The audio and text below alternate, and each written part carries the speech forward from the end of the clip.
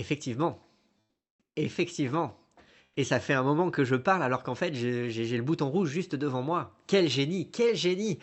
Bon, allez, on recommence, on recommence. Merci, merci Brooke pour... ça aurait pu durer des plombs, hein. Ça aurait pu durer des plombs. Bon bah du coup je recommence. Bonjour à tous et bienvenue à la Cour des Miracles. Oui, c'est c'est la digestion. Pour ce deuxième live consacré à l'écriture collaborative d'une campagne de jeu de rôle pour le jeu Fallout. Attention, attention, il y aura des spoilers puisque vous l'aurez compris, c'est une préparation de partie, une préparation de campagne. Donc tous les secrets seront diffusés, révélés. Si vous êtes susceptible d'être joueur, et il y en a certains qui se sont reconnus et qui sont passés par là et qui sont vite repartis, eh bien, filez, filez. Et si vous ne souhaitez tout simplement pas vous faire spoiler la campagne pour pouvoir la suivre en la découvrant comme les PJ, eh bien, pareil, pareil, filez, filez. Attention, spoiler. Rebérégile. Re. Donc ce matin, on a commencé à défricher un petit peu le dossier. Il y avait beaucoup de choses à dire. Donc on a parlé des enjeux, des principaux enjeux à ce stade-là, puisque la table ouverte n'est pas encore définie et réunie. On a fait le tour des sources d'inspiration, de quelques décisions qui ont été prises. On a commencé à montrer les outils, les ressources, que ce soit le livre de base, un certain nombre de vidéos qui peuvent servir de référence. Il y a le wiki Fallout qui existe aussi. Et puis toutes les informations que j'ai commencé à synthétiser, à savoir, hop là, je bascule. Du coup, bon, résumé pour le moment, il n'y en a pas. Les règles pour le moment, c'est pas trop développé.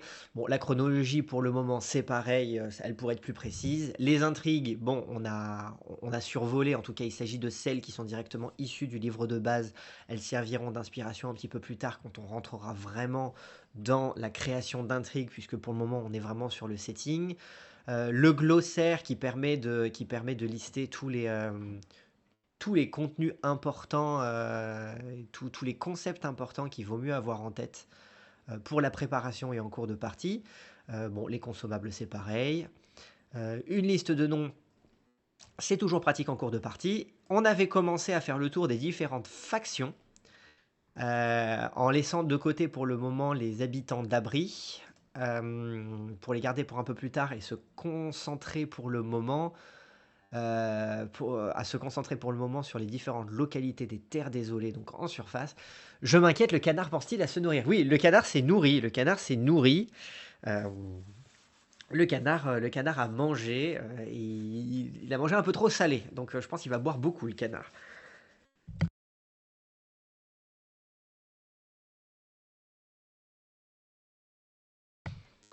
Ne faites pas ça chez vous.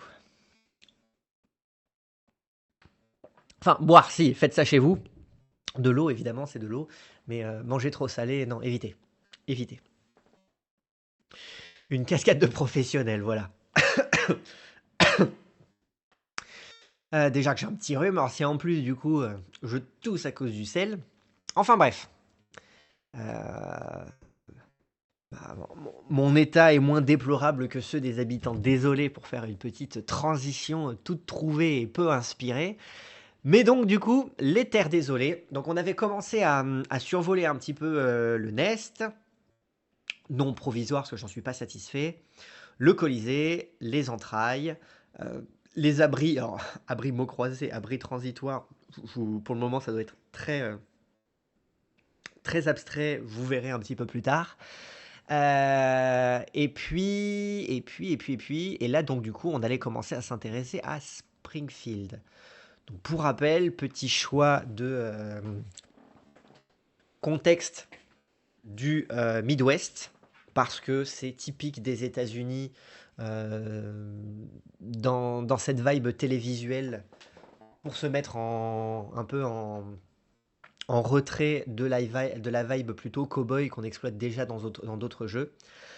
Springfield, ville de taille moyenne. Pourquoi une ville de taille moyenne et pourquoi Springfield? Ville de taille moyenne parce que, à nouveau, à la façon des Simpsons, à la façon de Desperate Housewives, à la façon de d'autres références qui paraissent pas forcément évidentes quand on mentionne Fallout, mais qui pour moi sont centrales dans le concept d'Amérique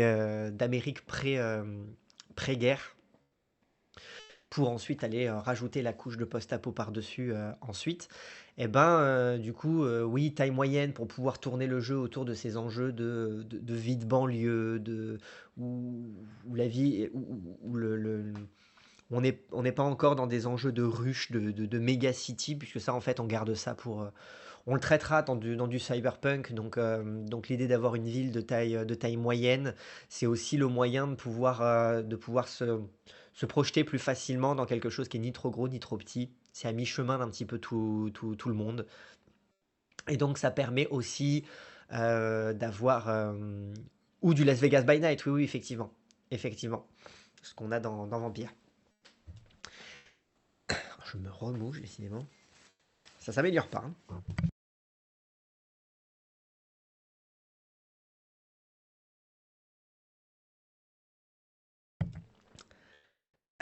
Du coup, et Springfield, pourquoi ce nom-là? Alors, c'est pas clairement une référence aux Simpsons, encore que ça pourrait, puisque ce serait tout à fait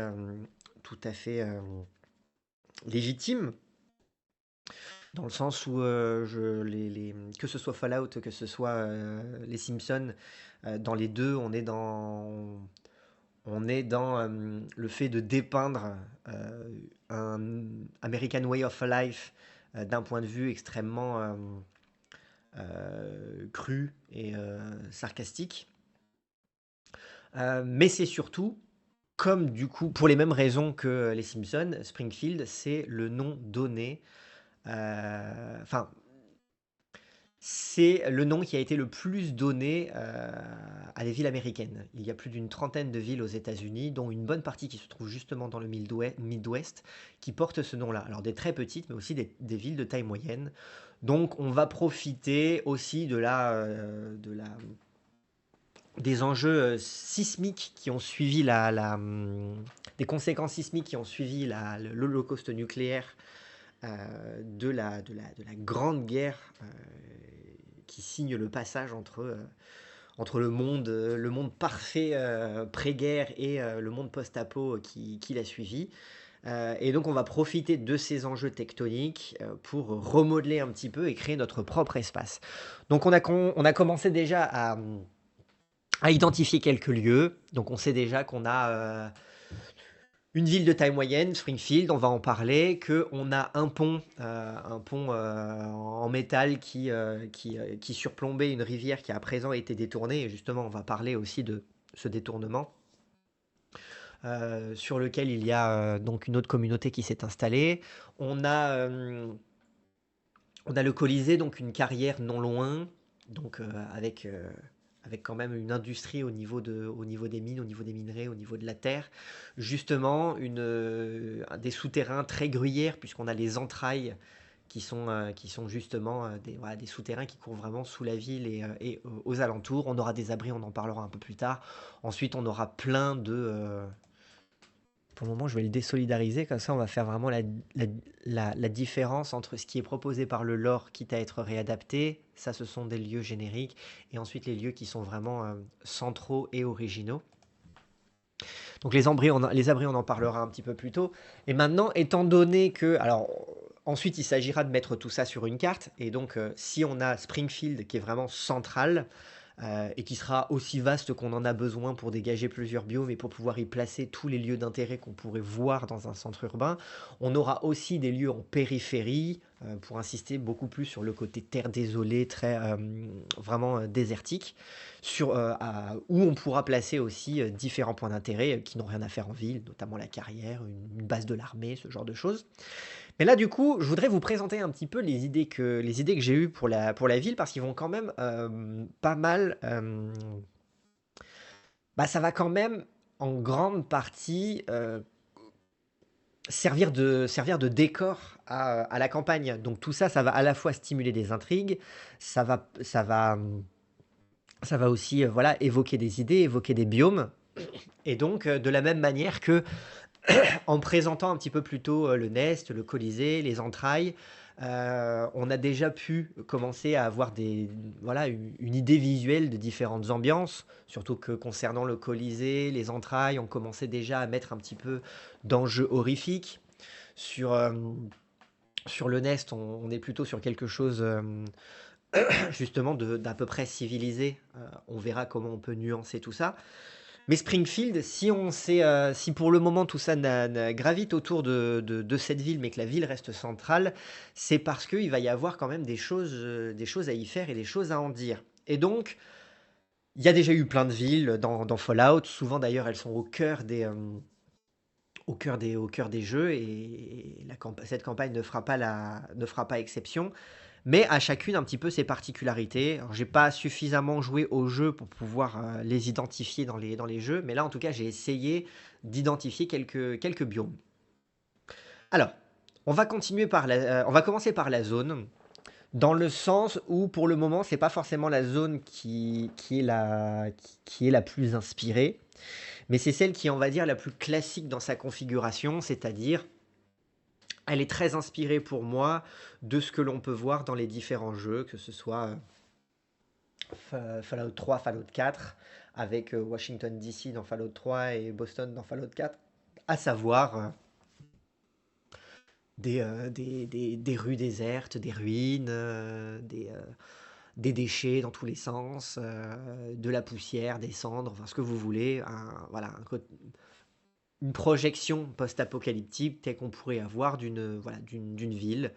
À nouveau, comme on est sur une ville de taille moyenne, on ne sera pas forcément dans des bâtiments très très hauts. Donc voilà, on reste dans quelque chose un peu à taille humaine, mais voilà, avec ces rues désertes, ces anciennes boutiques. Voilà, il y a un côté Fallout, il y a un côté Walking Dead, voilà, toutes ces références un peu post-apo, un côté The Last of Us, moins luxuriant. Mais voilà, tout ce côté un peu, on est en terrain connu, il n'y a rien de particulièrement surprenant. Et justement, en fait, c'est une portion de la ville qui servira avant tout à montrer c'est bon, on connaît.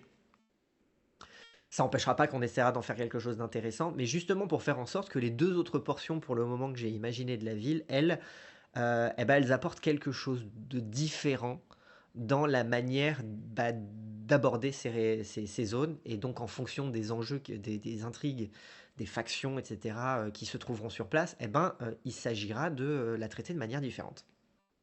L'aborder de manière différente. Et pour moi, je pense que c'est aussi la possibilité de pouvoir dire, OK, notre campagne, elle se distingue un peu dans le sens où elle propose quelque chose. Elle propose quelque chose d'un peu différent. Alors, ça ne veut pas dire que ça n'a jamais été fait ailleurs.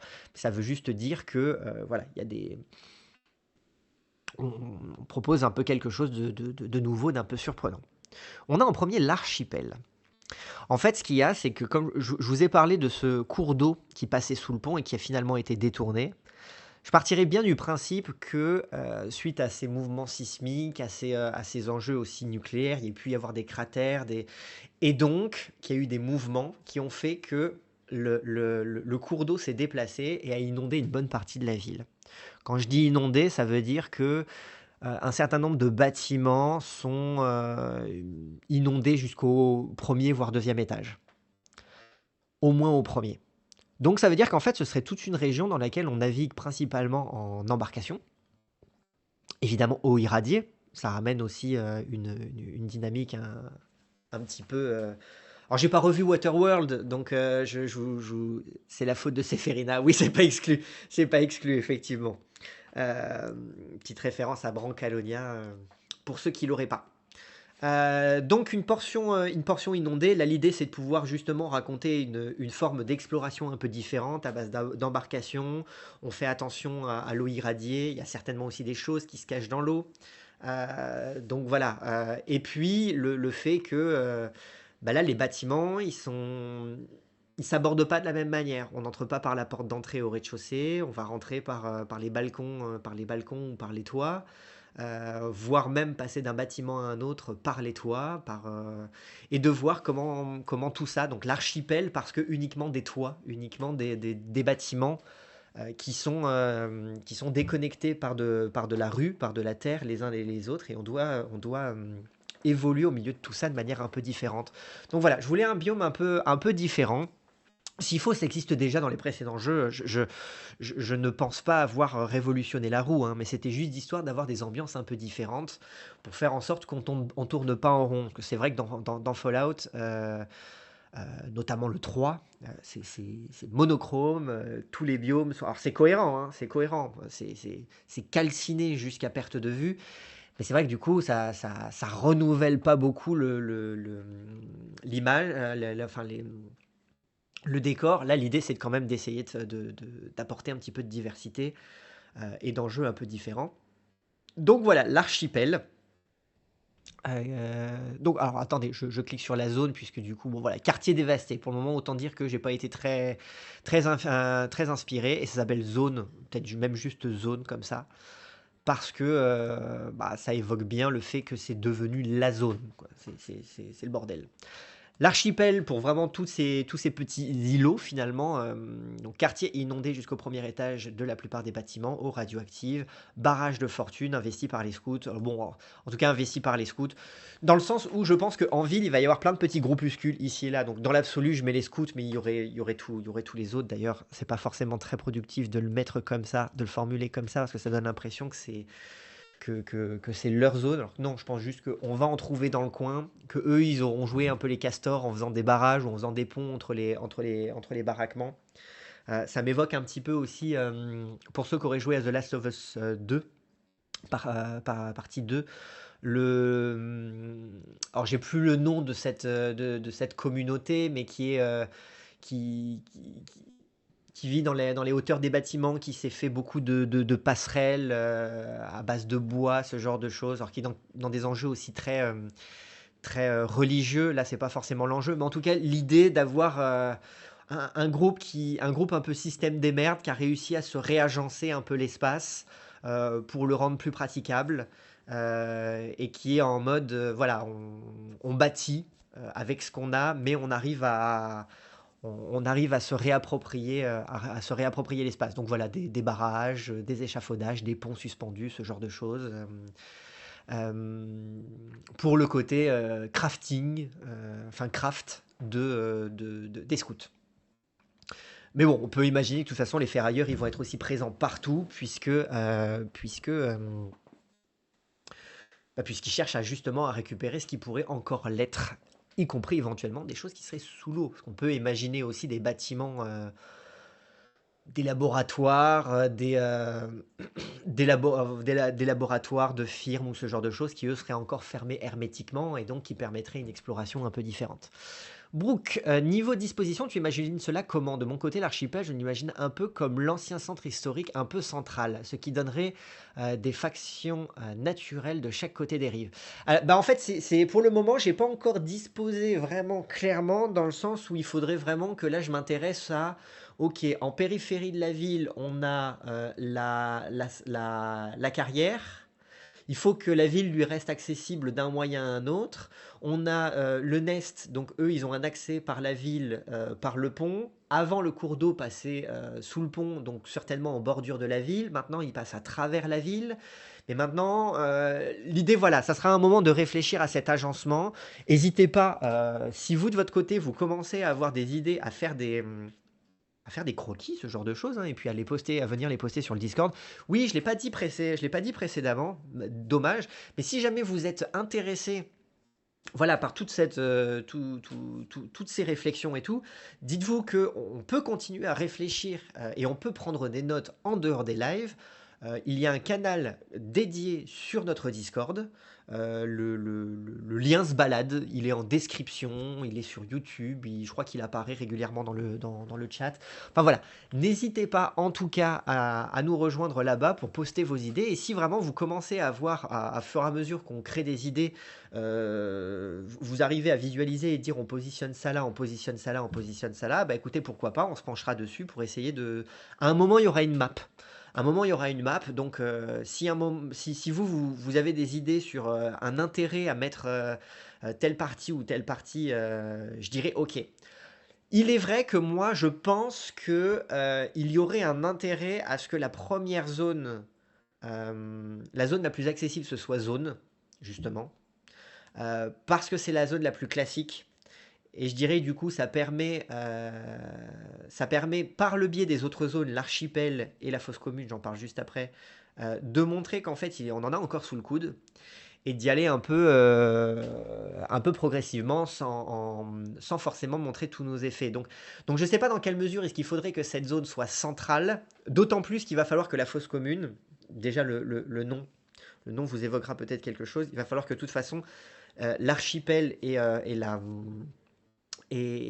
la fosse commune soient quand même bien séparés, puisqu'on est dans des biomes quand même très très différents, qu'il n'est pas exclu que ce soit plutôt zone qui fasse la jonction entre les deux, ou sinon, enfin, à voir. J'en suis pas vraiment encore à la disposition. Pour le moment, je balance des idées. Il y en aura peut-être d'autres et peut-être que les quartiers vont continuer de grossir tant que ça donne pas l'impression d'avoir 1000 biomes au sein d'une ville. Mais donc voilà, là, cette idée-là, elle est pas mal inspirée notamment de ce jeu Sunken City, si je dis pas de bêtises. Alors attendez, j'y ai repensé avant la partie et je me suis dit, il faudrait que je Sunken City, c'est pas ça, Sunken City. Sinking. Sinking, bah oui, Sinking. Donc, un jeu vidéo ambiance Cthulhu, mais là aussi dans une ville. Donc là, on n'est pas du tout à la même, on n'est pas du tout à la même époque, hein, on est vraiment dans une ambiance classique Cthulhu. euh, début 20e siècle, mais dans une ville vraiment inondée. Donc peu inondée dans certains quartiers où du coup il y a de l'eau seulement jusqu'à la flotte. Cette phrase ne veut rien dire. Seulement voilà, jusqu'au parvis, jusqu'au genou. Et certains autres où le niveau d'eau monte vraiment jusqu'au premier étage, enfin deuxième voire premier étage. Et ça donne une ambiance assez incroyable au jeu. Le jeu a rien d'exceptionnel. Mais pour le coup, j'ai trouvé que l'idée de level design était vraiment très cool. Et comme bah, ça crée une atmosphère un peu post-apo, puisque clairement la vie s'est arrêtée sur place, puisque il y a il y a que des gens qui sont déplacés de quartier en quartier. Il y a des quartiers riches où on s'en sort pas trop mal, des quartiers.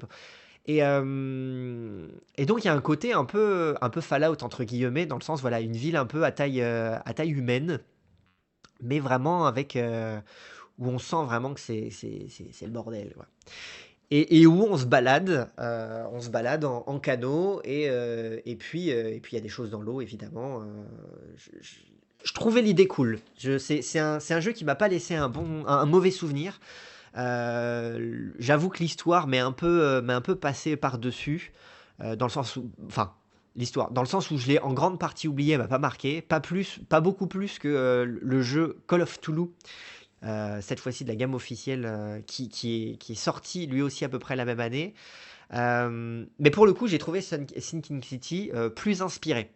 Alors que Call of Cthulhu tournait un peu en rond sur du vu et du revu. Enfin bon, du coup, je trouvais, j'aimais beaucoup l'ambiance. Je sais pas si si j'arrive à retrouver d'autres images. Bon là, je tombe que sur des endroits où justement il n'y a pas de flotte. Euh, ouais, voilà. Bon, l'image va pas être grande, je pense. Ouais, ça va être tout petit, ça. Ça va être tout petit. Ouais. Bon, pareil, ce sera pas très très grande l'image. Mais vous voyez l'idée. Il y a un petit peu ce côté là. Voilà, là, on est bien.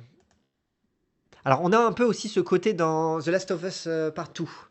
Il y a une partie où on se balade. Mais bon, là, c'est dans une ville vraiment beaucoup plus grande, hein. On est à Seattle, je crois, ou à Boston, je me rappelle plus dans, dans, dans The Last of Us Partout. Mais là, voilà, là, c'est un petit peu l'idée que je me ferais de l'exploration un peu de cette ville, de cette portion de la ville. Et voilà, je trouve ça inspirant. Et donc, on peut imaginer que clairement, il y a des sous-sols, qu'il y ait des trucs inondés partiellement, qu'il faille aller dans l'eau, ce genre de choses. Je trouve ça intéressant. C'est dommage, par contre, que l'image est vraiment bas, hein. L'image est vraiment bas pour vous. J'aime beaucoup l'idée. Bah écoute, très bien, très bien. Donc ça, hop là, c'est pour l'archipel.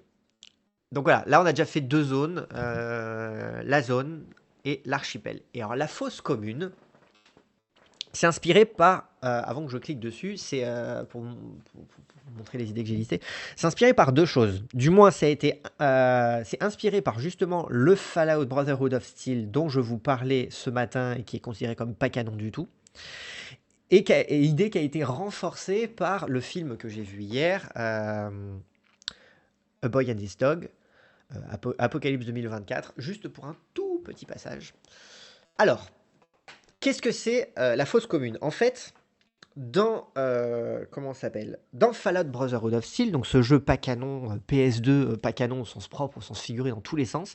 Donc c'est très cool, classe. En plus, il peut y avoir de belles bestioles cachées dans les zones inondées, représentant une menace latente à chaque déplacement en barque. Bah, c'est l'idée. C'est l'idée. C'est pour ça que du coup, moi j'aime bien l'idée de partir avec la zone au début, parce que avec des lascars qui se baladeraient en hydroglisseur, faisant énormément de bruit à côté des barques propulsées par les armes. Alors là, il faudra se poser la question justement de tout ce qui est technologie et notamment tout ce qui est véhicule, parce que j'ai l'impression que alors, je pense que c'est parce que techniquement, c'est pas forcément simple de mettre des véhicules dans le jeu ou c'est pas une volonté de pouvoir faire en sorte de se balader en véhicule, mais c'est vrai que les jeux imposent l'idée que les véhicules sont très très rares. En tout cas, les véhicules propulsés, motorisés. Donc là, véritablement, à voir, parce que mais pourquoi pas, à voir. Mais d'où l'idée vraiment en fait d'avoir zone qui est déjà hostile, mais qui correspond suffisamment à des images, à quelque chose de clair et de praticable pour que ce soit déjà une zone intéressante à faire, mais que du coup l'archipel se retrouve à être une zone bah déjà moins intuitive. Moins intuitive. Euh, donc, pour revenir à la fosse commune, dans Fallout Brotherhood of Steel, l'intrigue se déroule, enfin l'intrigue divisée en trois actes. Le deuxième se passe dans une ville une ville de ghouls. Moi, je vais me concentrer sur le premier, c'est pour ça que je vous parle du deuxième et troisième. Le troisième se passe dans un abri, envahi de super mutants. Bon, voilà, vite fait le tour. Enfin, vite fait le tour du concept. La deuxième, je trouve l'idée pas mauvaise. C'est un peu à la manière c'est une ressucée de Necropolis, qui était une ville de ghouls dans le premier ou le deuxième Fallout. Là, c'est aussi une ville de ghouls, ville de ghouls civilisée et non civilisée, qui s'appelle Los. Certainement parce que c'était je sais pas, un Los Angeles, enfin pas Los Angeles, mais une autre ville qui commence par Los, mais dont on a amputé le nom puisque de toute façon, voilà, la guerre est passée et tout ce qui est, enfin, il n'en reste plus grand-chose. Et dans Los, ce nom-là, je trouve qu'il est assez intelligemment trouvé parce qu'à la fois en VF, ça fait référence à l'os, la notion d'ossement, et pour des ghouls, je trouve que ça fait vraiment sens. Et l'os, ça veut aussi dire la tristesse, le désespoir en anglais. Et donc, du coup, je trouve que c'est particulièrement. C'est pas pareil, mais je trouve que du coup, c'était un nom pertinent. Enfin, bref. L'idée a déjà été utilisée, on joue pas dans le même jeu. J'ai hésité à jouer dans le contexte de Fallout, de Fallout Brotherhood of Steel pour essayer de le réhabiliter, mais finalement, comme il se passait au Texas et que moi je tenais à plutôt un biome proche du Midwest. Enfin voilà, ça c'est le deuxième acte. Et le premier acte se déroule du coup dans la ville de Carbone. Je trouve que le nom en plus le nom est cool. Carbone qui est une véritable ville du Texas, à côté de laquelle il y a eu un cratère qui a fait enfin il y a eu un cratère à cause d'une bombe, qui a fait s'effondrer une partie de la ville sur elle-même, mais genre plus bas, beaucoup plus bas. Au point que du coup, pour accéder à cette portion de la ville, il faut passer par un mont de charge. Et donc en fait, j'aimerais récupérer cette idée pour faire en sorte d'imaginer que au moment de la catastrophe de l'Holocauste, il y a eu une partie de la ville qui s'est retrouvée ouverte, enfin exposée au flot de la, enfin, faut imaginer qu'avec les explosions et les mouvements sismiques et tectoniques, ça a remodelé complètement la surface de cette portion des terres isolées et en particulier de Springfield. Que la zone, elle se contente à peu près d'être la même qu'avant, mais complètement ravagée, complètement exposée au vent, ou à tout ce que vous voulez, enfin à la ruine.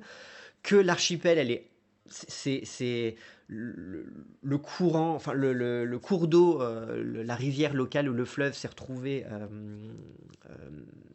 dévié et a submergé cette portion-là, pendant que la fosse commune, c'est plutôt une partie de la ville qui se serait effondrée et on va dire les plaques tectoniques qui se seraient quasiment refermées. Juste de quoi en fait avoir une espèce de faille qui éclaire en contrebas et bien plus ou moins le reste de cette ville à présent partiellement souterraine. Donc avec juste la lumière du jour qui transparaît depuis ces failles, mais sinon en dessous c'est vraiment ravagé. Et on a un peu ça dans Fallout Brotherhood of Steel avec ce cratère à l'intérieur duquel on descend et on voit qu'effectivement c'est plus sombre alors qu'il fait jour et on a des petits rayons de lumière, donc on peut en déduire qu'effectivement c'est un peu ça qui s'est passé. La ville est tombée et la terre s'est un peu reformée dessus par plaque par plaque. Et donc, là, l'idée, ce serait d'avoir quelque chose de beaucoup plus sombre, de beaucoup plus sous terre, qui communique du coup à la fois avec les entrailles, par quelque part, qui communique d'une certaine façon aussi avec probablement... Alors, forcément, vous l'aurez compris, il faut que l'archipel et la fosse commune soient véritablement séparés, soit par une plaque tectonique, soit une espèce de barrage naturel, quelque chose qui fasse que l'un ne se déverse pas dans l'autre, sinon c'est foutu. Euh, mais voilà, on peut imaginer qu'il y ait des cascades du coup issues de l'archipel qui tombent à l'intérieur de la fosse commune, mais dans des puits si profonds qu'on ne sait pas jusqu'où ça va. Et puis on a des promontoires rocheux à niveau intermédiaire sur laquelle la ville reste. Donc voilà, un truc un peu souterrain dans lequel, alors ça doit être, hop là, ça doit être envahi par les ghouls. Ça doit être envahi par les ghouls. Euh, donc voilà, j'ai marqué quartier effondré sous la surface, en partie recouverte suite au mouvement de plaques tectoniques, faille laissant passer la lumière, accessible par des ouvertures dans les toits de bâtiments ou par un mont de charge pour les parties les plus profondes. Et donc ensuite, je vous montre un petit peu les deux idées. Je vais commencer par... Alors, l'abri. Alors, ce que j'appelle l'abri, en fait, c'est une fausse piste. Ce n'est pas un véritable... Ce n'est pas un abri Voltec. Mais les gens sur place, quand ils parleront de l'abri, ils parleront de ce lieu-là. Et ça m'est directement inspiré par le film que j'ai vu hier puisqu'à un moment, les personnages sont dans le désert. Je vous ai parlé justement de cette espèce de petite localité avec ce cinéma improvisé. Et il s'avère qu'on s'aperçoit qu'il y a régulièrement des trappes dans le sol. Et à un moment, le personnage et son chien pénètrent par une de ces trappes et s'aperçoit qu'en fait, en fait, ce campement est au milieu du désert. Mais quand ils ouvrent une trappe, on s'aperçoit qu'en fait, ils arrivent à l'intérieur d'une maison. Et en fait, de cette maison, ils communiquent vers d'autres maisons. Et en fait, on s'aperçoit que toutes les villes en fait ont été complètement ensevelies et elles sont uniquement à présent accessibles par des accès au toit et que il y a toute une vie qui s'est refaite un peu en profondeur. Et, euh, et donc j'aime bien l'idée que j'aime bien l'idée de ok vous devez descendre à la fois dans ce cratère et autant à l'intérieur de ce cratère il y a dans sa fosse commune parce que bon bah le nom fait de suite un peu flipper et en même temps on comprend bien l'idée. Et donc je peux imaginer qu'il y ait des parties qui soient comme je le dis ici accessibles par un mont de charge Genre, on est sur vraiment des plateformes, des plateaux à différents niveaux, avec des portions qui sont ouvertes sur des gouffres et des cascades, avec la faille qui laisse apparaître la lumière au-dessus. Et donc, c'est assez, ça reste assez ouvert, mine de rien, à l'intérieur. Et là où voilà, faut peut-être pas faire de bruit.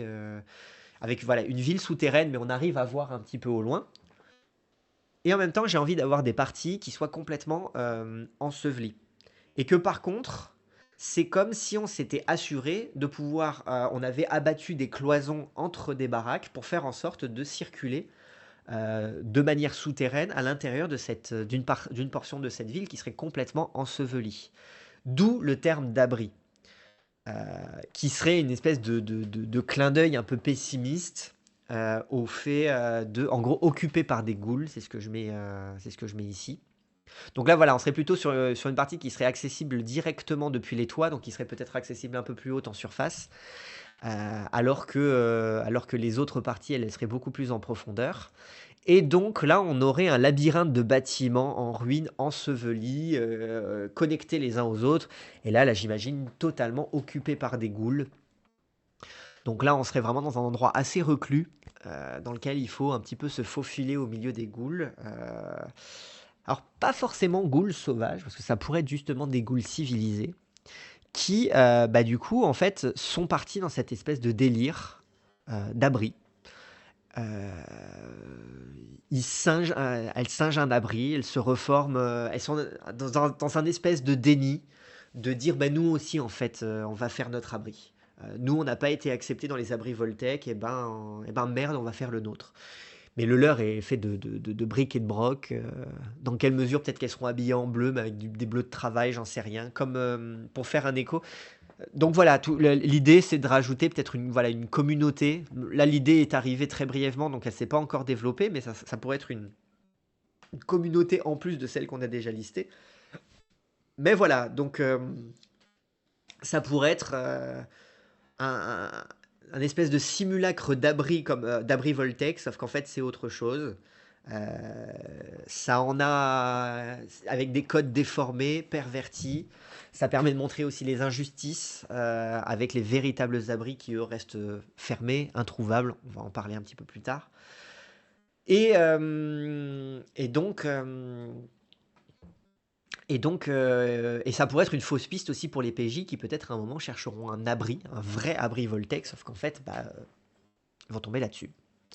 Et ensuite, une autre idée d'infrastructure, là, alors là c'est un truc un petit peu plus réduit, c'est j'imagine vraiment sous cette immense caverne qui s'est partiellement refermée, avec une faille qui traverse et qui laisse passer la lumière. J'imagine du coup là, cette ville qui est dans les souterrains, voire même qui est complètement déformée, voire qui grimpe un petit peu sur les murs parce que les plaques tectoniques ont complètement bougé. Et puis, il y a une église sur un espèce de promontoire rocheux qui fait une pointe devant un gouffre, et puis depuis la surface, il y a une cascade d'eau irradiée qui vient peut-être directement de l'archipel et qui tombe sur le toit de l'église, séparée en deux. Et quand on entre à l'intérieur de l'église, c'est comme si ça pleuvait à fines gouttes. Et là, on est dans un temple occupé par enfin une église, église des retombées. Donc à nouveau, on est un peu dans le jeu de mots entre les retombées radioactives et puis la cascade, occupée par les enfants d'atomes. Euh, à la fois, on est dans un lieu de culte historique puisque c'était une église. Maintenant, il est réapproprié par les enfants d'atomes pour en faire quelque chose sur le culte d'atomes. Bon, voilà, pareil. On est dans un lieu, juste une idée projetée. L'idée, c'est d'être dans quelque chose d'un peu visuel, de pas se contenter Enfin voilà. Dans Fallout, dans les jeux Fallout, il y a des bonnes idées visuelles. Par exemple, la ville de Megatown, c'est une ville qui est construite à l'intérieur d'un cratère et au centre de cette ville, ça c'est dans Fallout 3, il y a une bombe nucléaire qui n'a jamais existé et tout le monde vit autour de cette bombe. Beaucoup d'enfants d'atomes la vénèrent et les autres vivent autour. Mais donc du coup tout le monde est irradié par cette bombe. Voilà. C'est une idée qui raconte quelque chose. C'est donc l'idée que ce soit avec le Colisée, que ce soit avec le Nest, que ce soit avec d'autres endroits. L'idée c'est aussi d'avoir voilà, des lieux un peu iconiques, un peu emblématiques, un peu marquants pour faire en sorte à la fois que ce soit des repères pour les joueurs, et puis que ce soit des lieux cool à visiter, qu'on soit pas juste dans un univers post-apocalyptique, mais où tous les bâtiments se ressemblent. C'est un peu le danger avec les univers post-apocalyptiques, c'est que très vite, les différents lieux peuvent vite se ressembler parce que finalement, on est dans une succession de bâtiments délabrés. Et on pourrait se contenter de raconter les terres désolées que comme ça. Et donc, bon, moi, j'essaye de développer un petit peu de richesse, un petit peu de décor à l'intérieur de tout ça pour rendre ça un peu plus stimulant. Donc voilà pour la fosse commune. Donc on se retrouve avec un espèce de Springfield avec la zone et puis ensuite l'archipel parce que petit à petit, je sais pas, ça sent la ville s'est un peu enfoncée et donc là il y a de la flotte et ça s'étend à perte de vue. Et puis on a fosse commune où là vraiment ça rejoint avec tous les enjeux de souterrain, les entrailles, etc. C'est forcément connecté avec les entrailles aussi des, des, des Wendigo et tout ça est un petit peu connecté.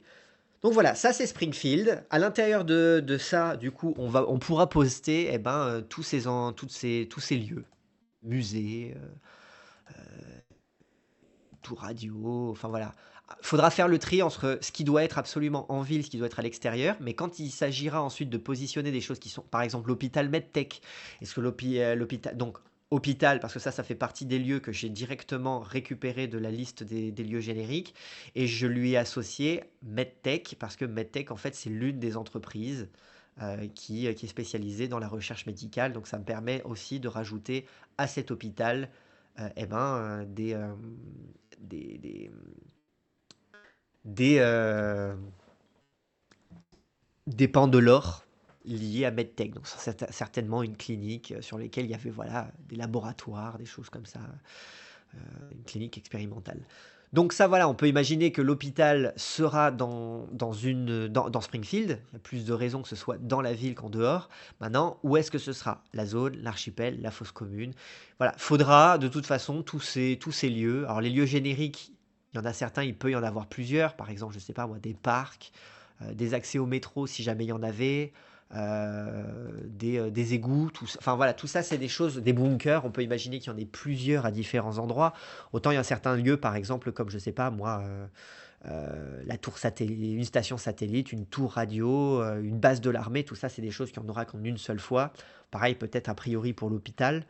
Et donc bah, faudra tout ça placer en dehors de la ville, dans la ville, et puis si dans la ville, eh ben, dans quel biome?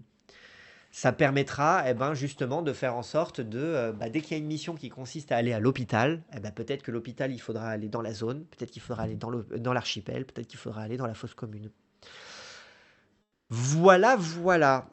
Sachant que il y a tout intérêt à faire en sorte que des endroits qui ont des souterrains, eh ben, de les mettre dans l'archipel parce qu'il y a de grandes chances qu'ils soient inondés ou au contraire hermétiquement fermés. Ça peut être des choses intéressantes. Au contraire, des bâtiments qui soient un petit peu élevés, eh ben, les mettre plutôt dans la fosse commune parce que justement, il va falloir descendre pour pouvoir accéder et ensuite remonter. Enfin voilà, ça contribue un peu au level design, au côté un peu exploration, au côté un peu donjon. Beau programme. Bah écoute, merci. Ça, c'est pour le moment. Ce sont les premières ébauches, hein, les premiers traits, les premiers jets. Vous voyez, en gros, du coup, il reste quand même beaucoup de choses à imaginer. Et évidemment, hein, d'autres idées pourraient se rajouter à tout ça. Donc ça, ce sont les différents biomes qu'on peut trouver à l'intérieur de Springfield. Maintenant, j'imagine sans mal que l'archipel peut très bien se prolonger au-delà des limites de la ville en un espèce de marécage radioactif où il y a peut-être moins ou plus de bâtiments, mais malgré tout des saloperies marécageuses. Les marécages, c'est toujours une saloperie, alors surtout si c'est un marécage irradié dans lequel il y a ouais, une sorte de bayou mutant, voilà, c'est ça. On n'est peut-être pas suffisamment dans le sud, euh, Louisiane, le long du Mississippi et tout, pour avoir vraiment quelque chose qui fasse bayou. Mais en tout cas, quelque chose qui fasse marécage à la Dark Souls avec des saloperies dedans, oui, évidemment, complètement. Ensuite, étant donné que donc ça, avec l'archipel, il peut y avoir au-delà un marécage. La fosse commune, c'est-à-dire qu'on déjà il y a tous ces enjeux de souterrain, donc on va être dans un jeu avec multicouche. Et on n'a toujours pas parlé des abris, c'est la prochaine étape. Mais on a aussi la fosse commune raconte aussi le fait qu'il y a quand même eu pas mal de bordel d'un point de vue tectonique. Donc on peut imaginer aussi qu'il y a des endroits avec des falaises, qu'il y a des endroits un peu plus montagneux, il y a du relief. Et donc ça permettra aussi de pouvoir mettre des bâtiments en hauteur, je sais pas, des tours radio, ce genre de choses. Il y aura voilà, des bases armées, il y aura des bunkers, il y aura plein de trucs comme ça, d'autant plus que voilà, il nous reste aussi nos comment ça s'appelle nos membres de la confrérie de l'acier et de l'enclave qui seront forcément à trader quelque part. Donc voilà, c'est autant de lieux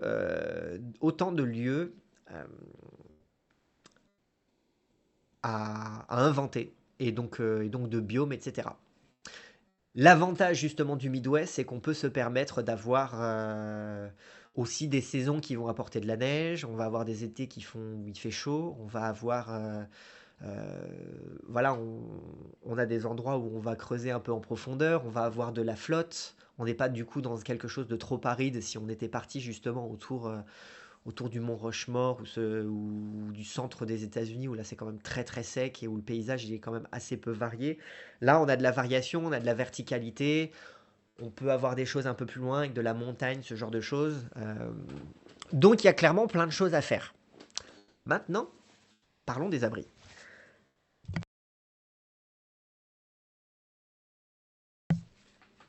Alors,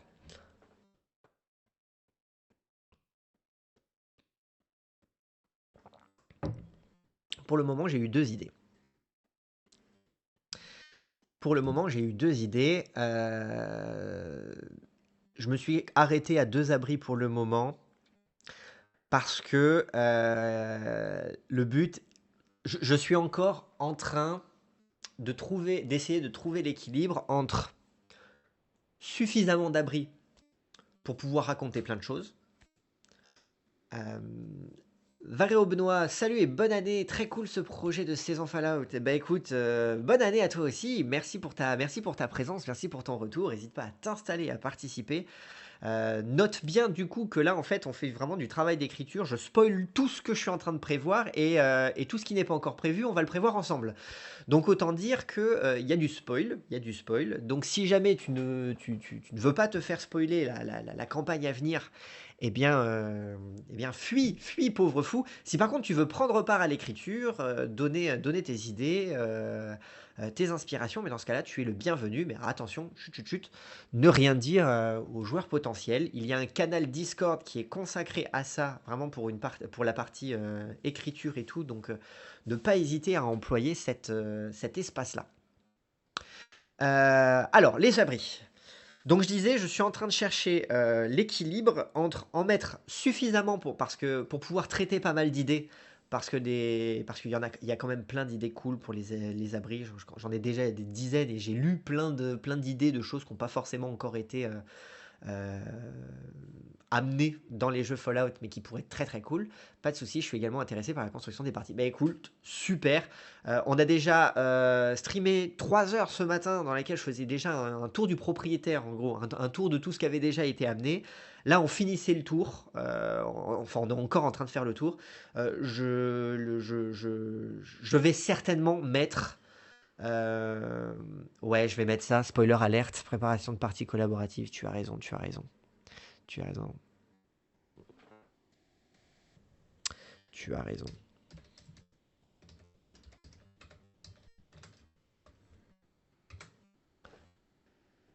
Hop là, normalement c'est à jour. Yes. Et puis ça fait un peu aguicheur au passage. C'est vrai, c'est vrai. Euh, Du coup, trouver l'équilibre entre en mettre suffisamment, parce que bah, il y a plein d'idées. Que c'est cool, les abris, c'est quand même un peu au centre de l'univers Fallout. Et en même temps, en mettre suffisamment peu pour que, un, ce soit rare et donc exceptionnel, et que deux, ce soit cohérent avec l'univers.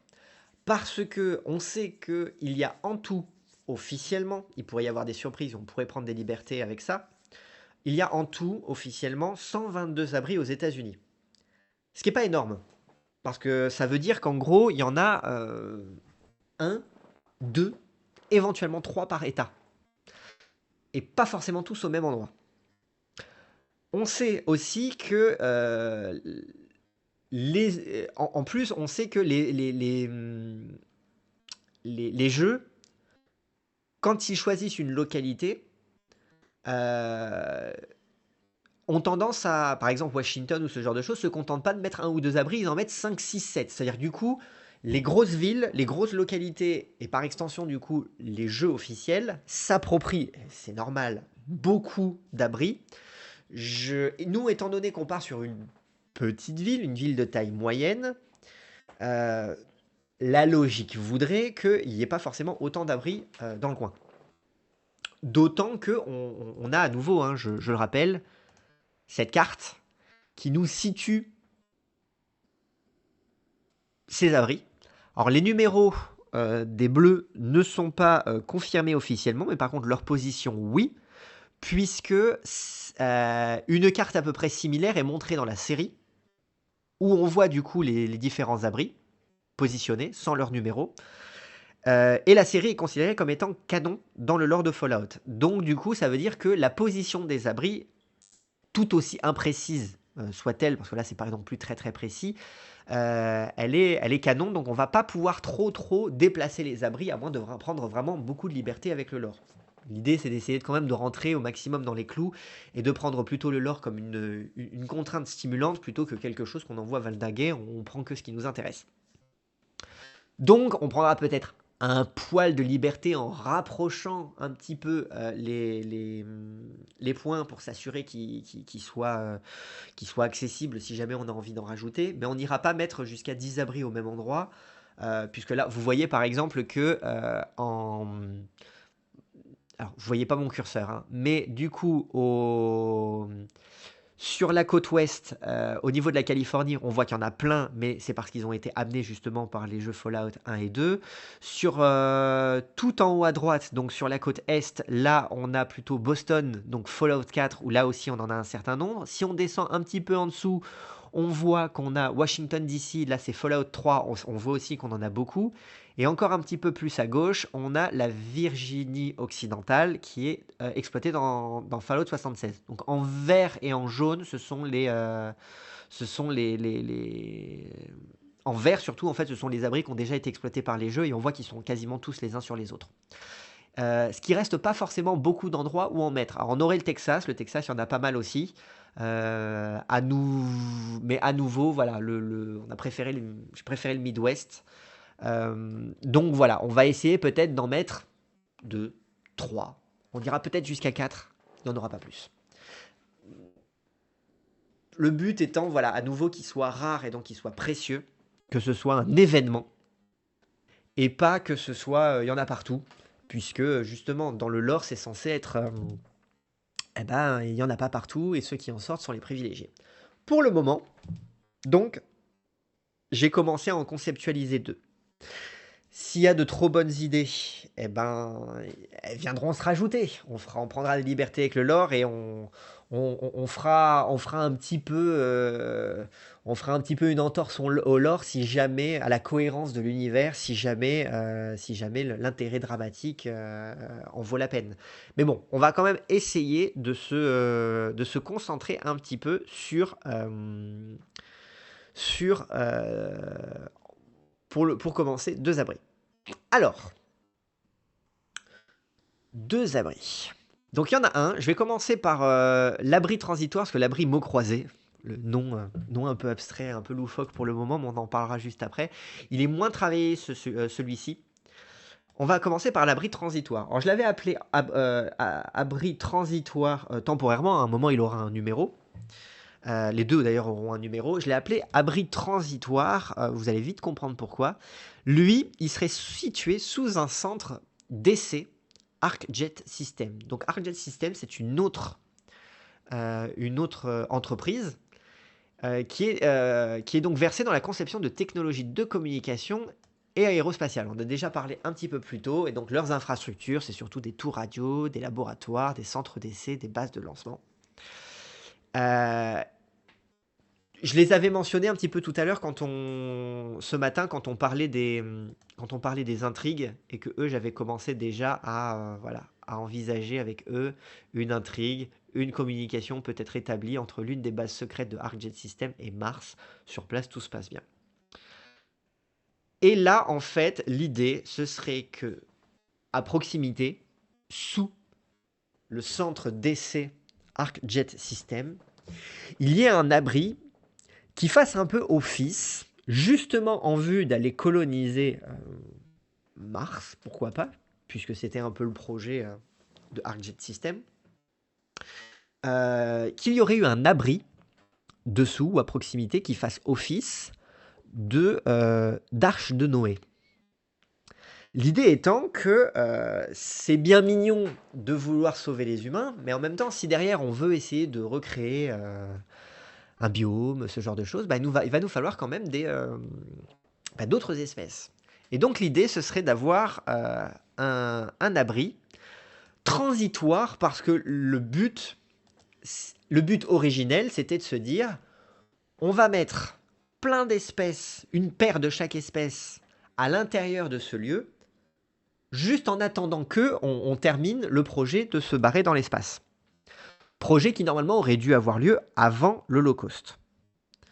Ce qui fait qu'en fait, on se retrouve dedans avec, donc voilà, description d'un décor simulant différents biomes pour pouvoir correspondre aux différentes espèces. Plongé dans le chaos et la dégénérescence, bah oui, forcément, parce que si c'est passé 200 ans et qu'on n'a qu'une paire de chaque espèce, ça veut dire qu'il y aura eu beaucoup de consanguinité. Donc là, on commence à rentrer dans les côtés un peu creepy des abris. Puisque pour rappel, donc les abris, ce sont des abris anti-atomiques créés par Voltec, dans lesquels un pourcentage infime de la population pouvait se réfugier, un pourcentage de la population sélectionnée pouvait se réfugier en cas de catastrophe nucléaire. Et le jour où c'est arrivé, en plus, ils y sont même pas tous allés parce qu'ils pensaient que c'était un énième essai, une énième fausse alerte. Mais ces abris peuvent en général accueillir jusqu'à 1000 individus. Là, du coup, on serait plutôt dans l'idée d'avoir plutôt justement en fait une paire de chaque. Non, j'en prends.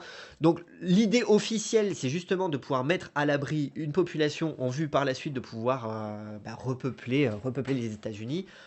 En réalité, les abris ont pour la plupart servi d'expérience sociale ou d'expérience chimique, scientifique, biologique sur les membres de les habitants d'abri en vue de tester un peu tout et n'importe quoi pour voir si on n'arrivait pas à trouver mieux que justement l'humanité normale. Donc en fait, on a mis en place des expériences, parmi lesquelles il y a des abris sur lesquels on a fait des expériences qui a donné des super mutants par la suite. On en a où on a mis, je sais pas moi, euh, on en a mis en cryo, on a mis des habitants d'abri en cryogénisation. Il y en a où ce sont des robots qui supervisaient. Enfin voilà, il y a plein d'abris différents. Je les ai pas tous en tête. J'ai une petite liste. Si à un moment faut vous la mettre à disposition, il n'y a pas de souci. Euh, mais en gros, l'idée, le concept, et ça c'est vraiment présent dans le bouquin, c'est de se dire Voltec, enfin les abris Voltec, il y a la phase émergée de l'iceberg et la phase immergée de l'iceberg. La phase émergée, c'est en gros c'était la mission officielle de cet abri, et puis il y a toujours une mission un peu cachée, il y a une notion en gros de traîtrise dans les abris. Euh, et donc là l'idée c'était que le, c'est un abri transitoire, puisque le but c'était juste d'y foutre toutes les espèces en vue de pouvoir les mettre dans un vaisseau qui les enverrait sur Mars. Sauf que bah, du coup, ça ne s'est jamais produit.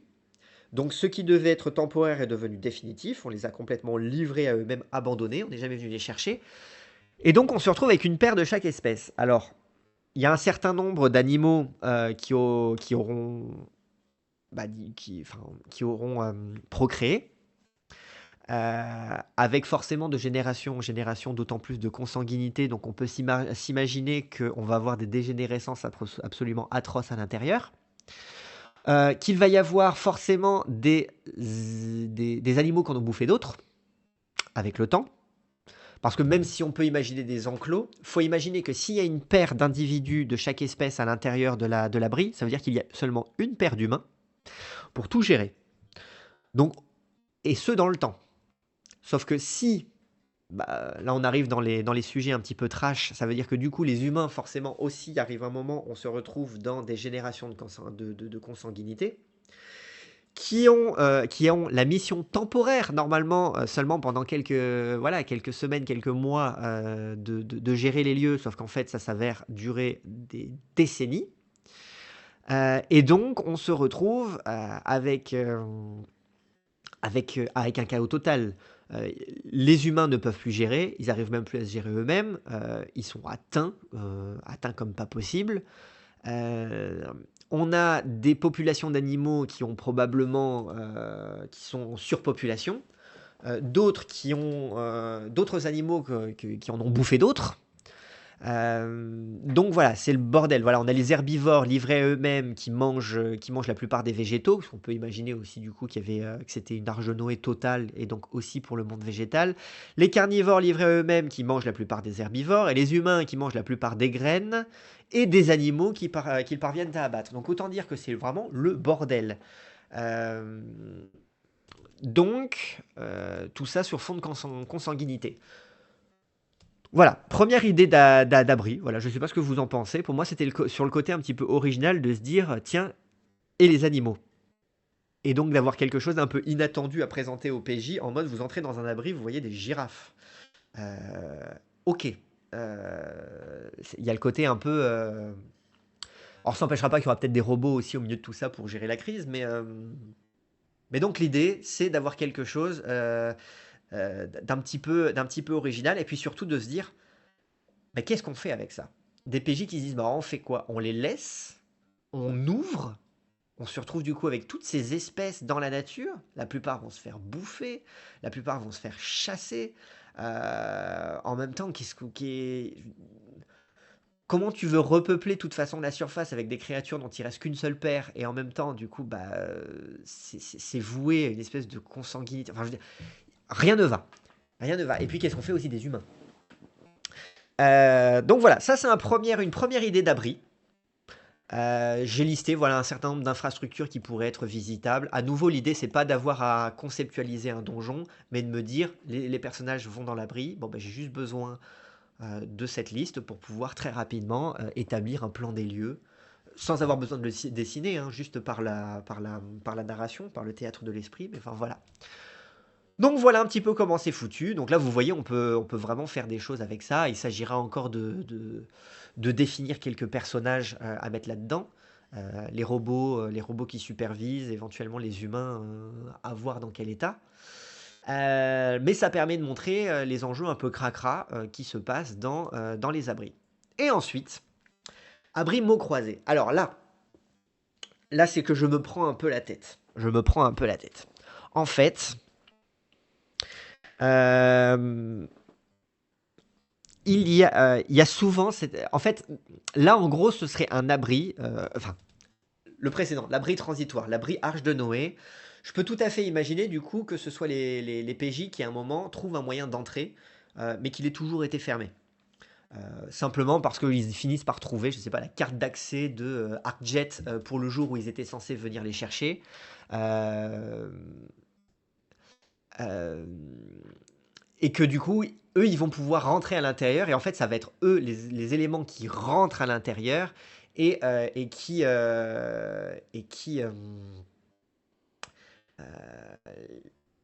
donc eux qui rentrent à l'intérieur et puis qui voient du coup que ce sont eux qui brisent enfin je veux dire cet écosystème tout foireux, mais en tout cas c'est eux qui brisent là, on va dire le côté hermétique de cet écosystème et qui décident quoi en faire. Brooke qui dit: «C'est pas mal, mais en même temps, je me dis que les PJ vont forcément vouloir les libérer, protection animale oblige. Il faudrait un professeur qui argumente qu'il ne faut pas les lâcher comme cela, enfin, qui les temporise au cas où». Oui, en fait, il faudra de toute façon que ce soit par un robot ou quoi que ce soit d'autre.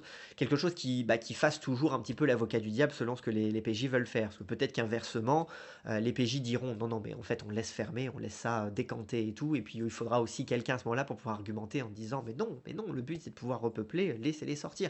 Donc oui, il faut toujours trouver un espèce d'équilibre pour amener une voix supplémentaire à celle que pourraient avoir les PJ pour toujours nuancer. Donc oui, absolument. Mais par contre, je ne présume absolument pas de ce que les PJ feront dans un tel cas, parce que pour le coup, l'enjeu de protection animale, est-ce que ça veut vraiment dire les laisser dans ces conditions-là? Parce que ces conditions-là, elles sont quand même pourries. Elles sont pourries. Déjà parce qu'il y aura forcément dans le temps de moins en moins à bouffer, puisque les petits bouffent les gros, mais à un moment il y aura plus de petits, il restera plus que les gros, et les gros auront plus. Enfin, ça va être le bordel. Donc il arrive et puis tout ça vit à l'intérieur, d'autant plus avec de la consanguinité. Alors, je vois pas comment il ferait à l'extérieur non plus, mais bon, il y a quand même des enjeux. Mais oui, on verra bien du coup ce que les PJ sont susceptibles de faire, mais je ne parie pas du tout sur. Enfin, je saurais pas parier sur ce que feraient les PJ, d'autant plus que on est loin encore de savoir ce que les PJ vont jouer. Peut-être que les PJ vont jouer des raclures, des grosses, grosses, grosses raclures. Donc, on verra. Si t'as Bobby et Fennec, c'est sûr qu'ils seront pas d'accord. Oui, c'est évident. Basiquement, c'est l'hésitation entre laisser les animaux dans cette situation pourrie ou les lâcher dans un extérieur pour lequel ils ne sont plus du tout adaptés. Ils vont aller boire à la première flaque radioactive, ça va mal se finir pour eux. Oui, c'est ça. C'est-à-dire si tu pèses le pour et le contre, il y a dans tous les cas que des décisions pourries. Donc je garantirai pas de. Je suis absolument pas certain que les PJ. Ah, pardon, attends. Je valide parce que tu as été censuré, mon pauvre, à cause du mot pourri. Bon, Twitch est violent sur la censure. Du coup,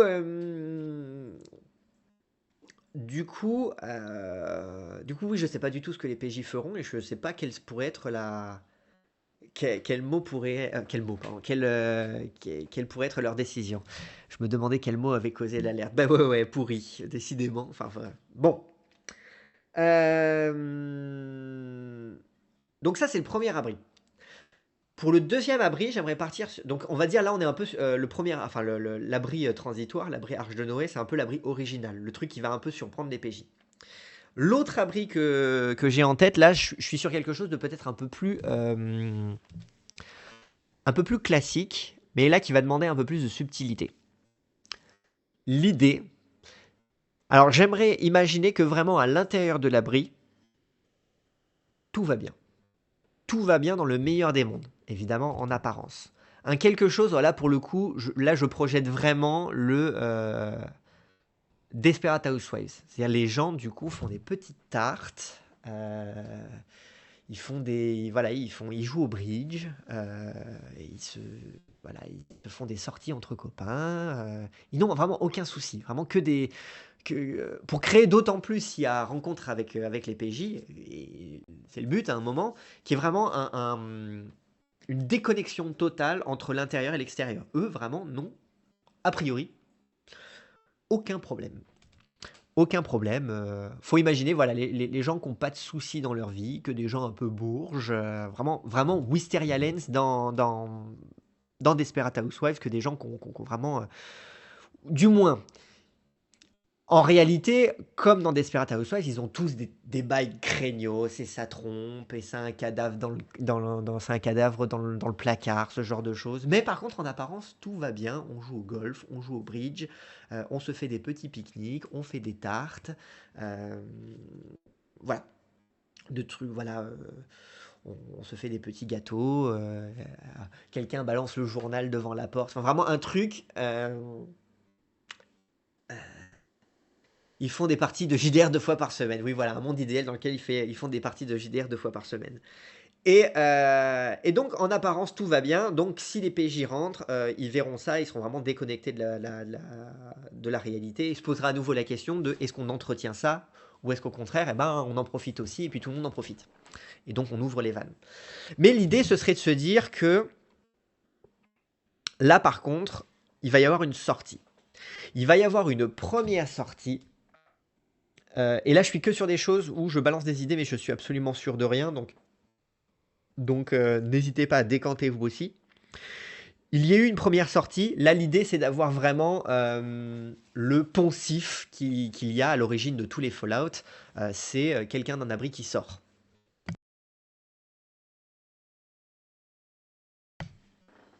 Alors, moi, l'idée que j'avais pour le moment, c'était de me dire que c'est le superviseur ou la superviseuse qui sort. Parce que donc l'abri est resté fermé plus d'un siècle après le début du confinement. La vie est belle dans l'abri. Alors attendez, je vais vous mettre les bonnes notes. L'abri est resté fermé plus d'un siècle après le début du confinement. La vie est belle dans l'abri.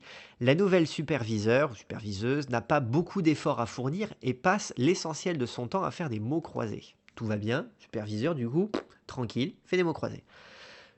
La superviseuse découvre un message caché laissé par Voltec dans les mots croisés. Je ne sais pas si c'est une bonne idée, mais elle m'a fait marrer. La superviseuse quitte précipitamment l'abri sans avertir personne, laissant seulement un mot sur son terminal indiquant « Ne bougez pas, je reviens ». Après 20 ans sans nouvelles, la décision est prise d'envoyer un autre habitant d'abri tiré au sort hors de l'abri pour la retrouver. Les codes d'accès pour ouvrir l'abri depuis l'extérieur ont été emportés par la superviseuse. En gros, l'idée, c'est de se dire, il y a eu une première sortie d'un superviseur, sauf que depuis, ce petit monde, on avait... alors déjà, petite secousse dans le monde de cet abri, quelqu'un est sorti. Qui plus est, le superviseur, la superviseuse. Donc c'est le bordel. Qui dit en plus, qui laisse un petit mot en disant bougez pas, je reviens. Donc, on écoute. 20 ans plus tard. Il se passe 20 ans pendant lesquels on attend, on est sage, on est gentil, on continue à vivre et petit à petit, quand même, c'est le bordel. D'autant plus qu'on peut imaginer que pendant 20 ans, on se pose la question de oui, mais alors attendez, est-ce qu'il faut réélire un nouveau superviseur parce que on n'a plus de superviseur? Oui, mais en attendant, on n'a pas la preuve de la mort du précédent, donc du coup, est-ce qu'on est légitime? Enfin voilà, des problèmes d'abri, quoi. Et, et ça peut durer 20 ans comme ça, et qui plus est parce qu'à un moment, peut-être qu'ils finissent par décider de quelqu'un, mais il se pose aussi la question de bon, alors ok, maintenant on a peut-être trouvé une solution pour faire en sorte que on arrive à gérer à nouveau à l'intérieur, mais par contre, se pose quand même la question de est-ce qu'on envoie quelqu'un dehors pour chercher le superviseur ou la superviseuse qui est sorti. À nouveau, on discute, ça reprend du temps. Donc tout ça, ça dure 20 ans, à l'issue de quoi on décide que, allez, toi, tu y vas, tu sors, tu vas la chercher, tu la ramènes, tu essayes de comprendre.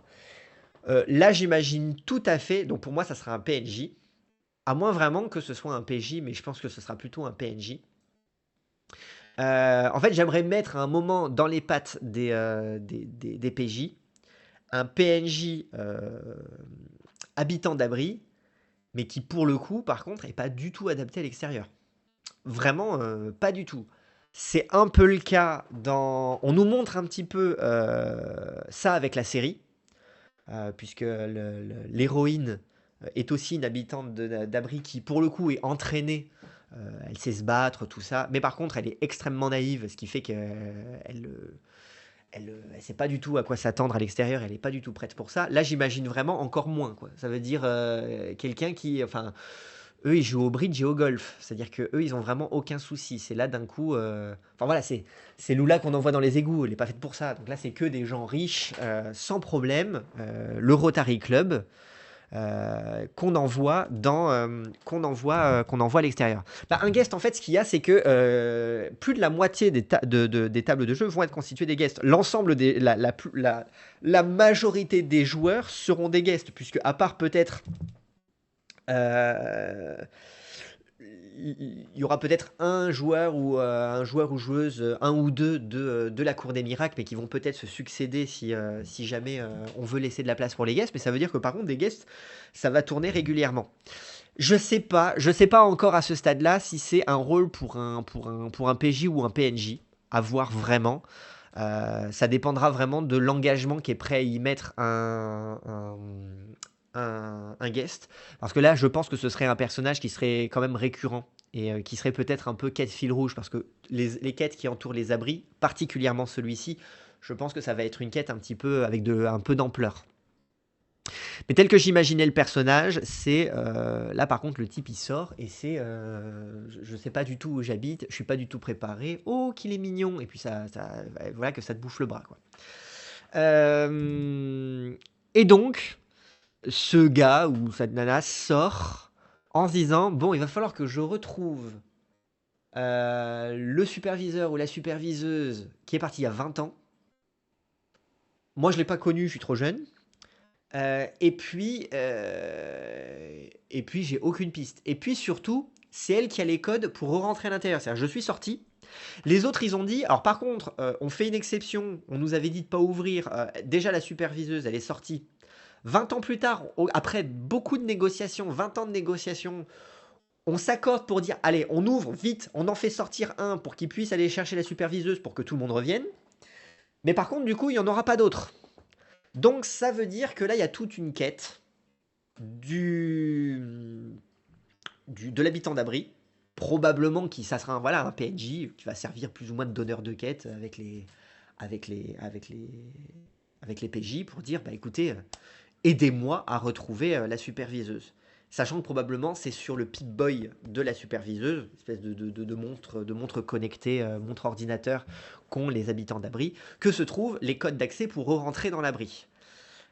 Et puis, voilà. Voilà. Et pour le moment, voilà, j'en suis là. Donc, c'est vrai que pour le moment, il y a quand même des gros points d'ombre. Qu'est-ce qui est devenu la superviseuse qui est sortie 20 ans plus tôt? Est-ce qu'elle est morte? Est-ce que quelqu'un a piqué son Pip-Boy? Est-ce que le Pip-Boy est dans l'estomac d'un Yaoguai ou d'un écorcheur? Est-ce que c'est au poignet du chef je sais pas moi, du chef des ferrailleurs, mais qui sait juste pas l'utiliser? Là, je commence à faire des ponts avec les différentes factions, ce genre de choses. Est-ce que non, la superviseuse, elle est quelque part? Euh, donc ça, c'est la première question, c'est voilà, qu'est-il arrivé à la superviseuse euh, et à son Pip-Boy? Et pour que les PJ puissent au moins remonter cette piste-là, parce que ça va être la piste à suivre. Et donc, il faudra voir tous les indices qui seront laissés sur place. Et peut-être qu'effectivement, on va leur dire, bah écoutez, ah mais attendez, vous cherchez une habitante d'abri qui est sortie il y a 20 ans. Mais écoutez, nous, on sait qu'il y a un abri là-bas. Mais l'abri, en fait, c'est celui de la fosse commune, qui est infesté de ghouls, qui n'est pas un véritable abri. Enfin voilà, on peut s'amuser comme ça à donner des fausses pistes, ce genre de choses. Et à envoyer les PJ d'un indice à un autre. Ça peut être voilà, un fil conducteur, comme dans les jeux Fallout, où on a toujours cette piste d'enquête autour d'une intrigue, autour d'un abri, mais on a plein de quêtes annexes qui là seront on va dire, les enjeux de toutes ces petites missions qu'on fera avec les guests. Mais voilà, ça pourrait être une sorte de fil rouge qui tient un peu, qui tient un petit peu l'ensemble de la campagne entière. Enfin, ça a pas besoin de commencer, la campagne n'a pas besoin de commencer avec ça, mais à un moment peut-être. Mais donc, qu'est-ce qui est devenu la superviseuse? Mais surtout, avant ça, c'est pourquoi elle est sortie? C'était quoi le plan? Qu'est-ce qu'il y avait dans ces mots croisés? Cette idée que j'ai balancé des mots croisés, voilà, elle m'avait fait marrer la première fois. Là, je la relis, j'avoue que je la trouve pas forcément si pertinente que ça. C'est que je cherche en fait une idée qui se distingue un petit peu de celles qui ont déjà été traitées dans les autres jeux Fallout. Parce qu'il faut bien savoir que dans les autres jeux Fallout, ben, ça commence assez souvent avec un peu ce pitch-là. Ce pitch-là n'a rien d'original. Mais en même temps, là, j'aimerais justement faire en sorte que le début n'est pas forcément... Enfin, la dynamique d'une sortie de superviseur en disant vous inquiétez pas, je reviens, elle n'est pas originale, mais que par contre, l'intrigue qui suit, les raisons de sa sortie, le pourquoi elle est sortie, où est-ce qu'elle est allée, dans quel but, est-ce qu'elle avait prévu de revenir. Et ben tout ça, ça par contre, ça cache un plan, un objectif de Voltec. Voilà, voilà. Là, j'ai un peu fait le tour de tout ce que j'ai un peu noté depuis le début, puisqu'après, c'est juste vaguement voilà, vaguement des idées de personnages. Alors, Abri, Spencer. Ouais, bon, non, là, c'est juste j'avais idée que ce PNJ s'appelle Spencer. Celui qui sort pour aller retrouver la superviseuse. Voilà, voilà. Donc tout est à faire. Tout est à faire. Alors, il y a la quête des abris. Maintenant, les abris, c'est vraiment un truc spécifique, Voltec. À l'intérieur, en fait, ce qu'il y a, c'est qu'il y a deux couches. Il y a la couche de tout ce qui est l'enjeu des terres désolées en surface, avec voilà les différentes factions. Voilà, pour les reprendre, on a le Nest, les Scouts, les Ferrailleurs, les Wendigo, les Enfants d'Atome, la Confrérie de l'Acier, l'Enclave. Tout ça, de toute façon, ça va s'alimenter en surface avec plein de lieux, plein d'intrigues, des notions de ressources, aller chercher de la bouffe, aller chercher des piles nucléaires, aller rechercher des gens disparus, enfin voilà, ce genre de truc, ça va certainement être euh, souvent un prétexte à scénario, plus toutes les petites intrigues qu'on a concernant, voilà, concernant voilà, si on en prend un par exemple, voilà, Robco Industries par exemple, qui est donc une industrie spécialisée dans la conception de robots militaires et conception de logiciels informatiques. Bon voilà, une intrigue proposée par le jeu, c'est un homme âgé et brillant, à la chevelure impeccable, fait parler de lui à la tête d'une secte en prétendant être Robert House en personne, le fondateur de Robco Industries, donc 300 ans plus tôt.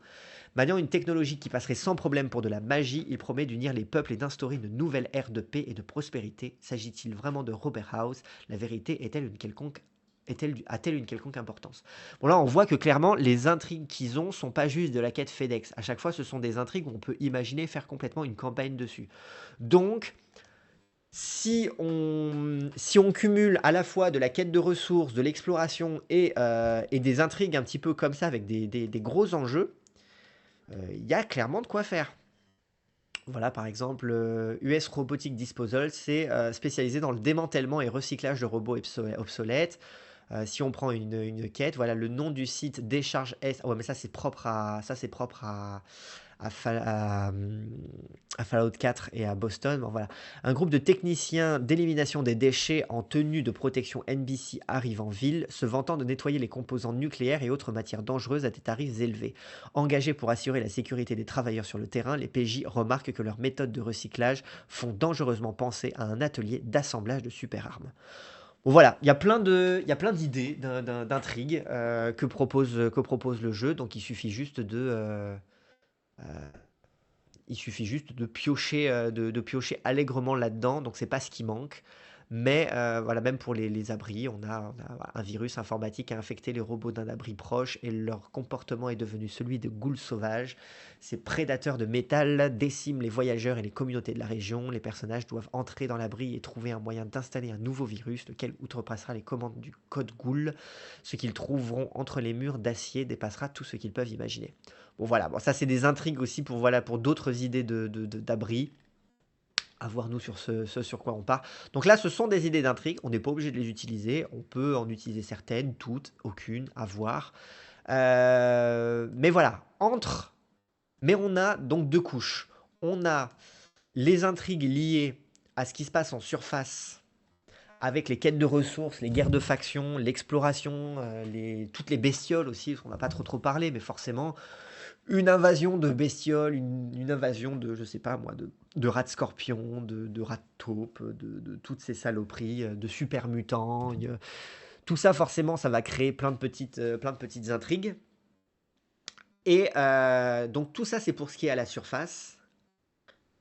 Et en parallèle de ça, il y a les intrigues dans les abris. L'abri Arche de Noé, on est plutôt sur une dynamique un peu exotique. Ok, vous tombez là-dessus, qu'est-ce que vous faites? Il y a un côté un peu fancy, ça va, ça- surtout si on relâche les bestioles, bon bah ça va changer un petit peu les événements qui se trouvent à l'extérieur. Là, on va se retrouver du coup avec potentiellement des lions à l'extérieur ou des girafes qui vont se faire chasser voilà, par des ferrailleurs, par des scouts ou par des Wendigos qu'on n'auront jamais vu de leur vie. Enfin voilà, donc ça peut être des idées, ça peut être une dynamique juste un petit peu fancy. Et par contre, l'abri mot croisé, lui, ce serait plutôt sur des enjeux, là, une véritable intrigue qui peut-être cache une conspiration comme Voltec en a le secret. Euh, et il s'agira là pour le coup, par contre, je pense que ça va être vraiment la grosse intrigue. La grosse intrigue qui va être saupoudrée dans les différentes sous-intrigues auxquelles les PJ participeront. Et tout ça, du coup, ça sera... voilà, donc on aura à la fois des intrigues en surface et des intrigues liées aux abris. Tout ça, forcément, ça va faire vase communicant, ça va avoir des répercussions, notamment parce que bah, on a une superviseuse qui 20 ans plus tôt est sortie. Quelles conséquences ça a eu sur les différents, je sais pas, l'évolution des différentes factions, qu'est-ce qui reste de tout ça. Euh, mais voilà.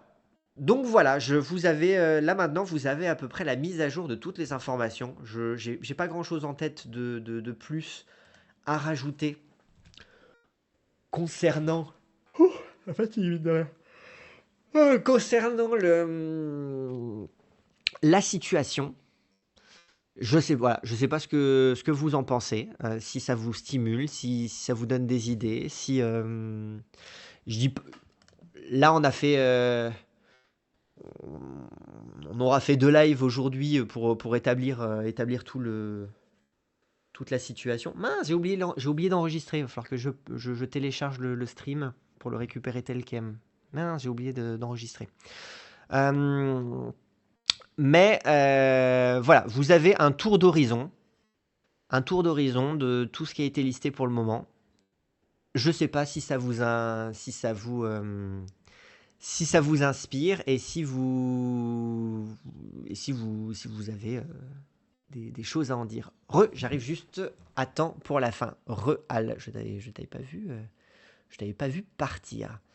Euh, du coup, eh ben écoutez, c'est soit enfin oui, non, si, je t'avais vu partir, mais dans le live précédent. Oui, t'étais pas revenu dans celui-là. C'est très riche, il y a beaucoup de possibilités. Bah ouais. Bah ouais. Alors c'est déjà bien avancé, hein. Il y a déjà pas mal de groupes, pas mal de... On peut pas imaginer pas mal de lieux, pas mal de... Il y a déjà pas mal de bases. Euh,